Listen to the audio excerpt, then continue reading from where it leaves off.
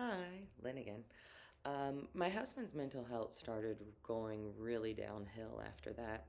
I cannot explain how many demons my husband had, how many times he wrestled with his identity. During our time, when he would get angry, most of the time it was about his parents. He would say the same stories on repeat about them. So the stories weren't all bad. I mean, don't get me wrong, I couldn't imagine what it was like to grow up like that, to not have real love and be taught that pride trumps all. I loved him in the way that he needed to be loved, even when it meant crossing my own boundaries. And my husband was so proud. He would refuse to get mental help because he wanted to fix himself. I used to tell him, "Your brain is broken. You can't fix a broken organ with a broken organ." And Drew was so stubborn, and despite it all, I loved him, and I was never going to leave, despite his mother telling me I should have. My husband passed. Not passed.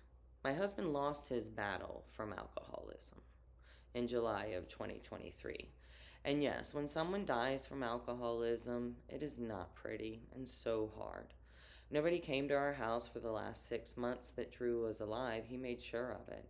Even his parents didn't come over. Now, let me explain. There is so much that I have learned since his passing. For instance, he never had 4 years sober.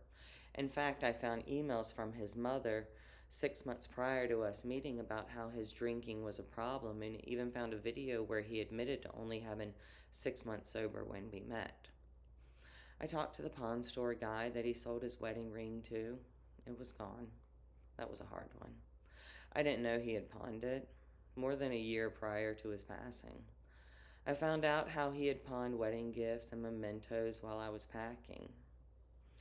I found out that my sister and my ride or die had formed a secret friendship while I was married as support for each other because watching my pain was difficult.